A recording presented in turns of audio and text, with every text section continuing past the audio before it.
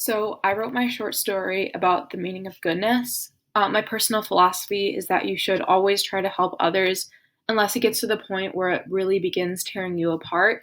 And then you need to kind of take a step back and take care of yourself. So, this story begins with a girl explaining that she feels weighed down by others always throwing their problems on her, specifically her best friend. She always does everything that she can to help others, but she's getting to a breaking point.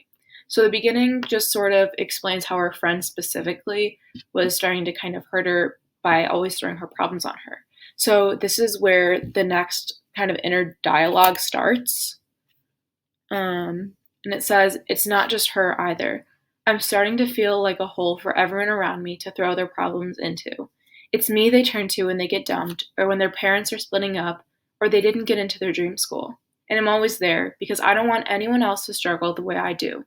I don't want to be a cause for it either, so I've always done everything in my power to help, even if it hurts me, even if they don't support me in the same way, even if I have no one.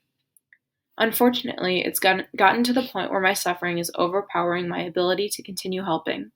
People try to tell me their battles, and I break down. I feel their pain so deeply that I can no longer process the world around me. Each story cuts through a string that holds me together, and all that's left are a few delicate threads. Now, instead of helping them, I make them feel bad for dumping their problems on me. I never wanted this, but I can't help it."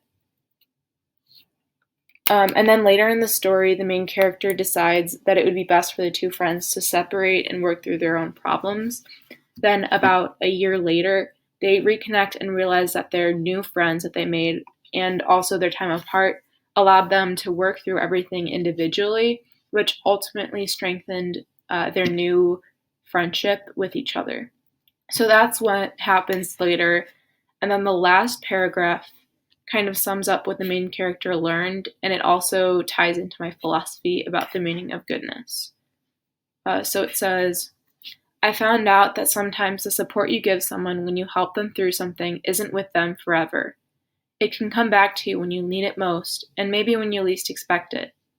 You just have to make sure you don't give away so much of your own strength that you lose your balance when someone leans on you."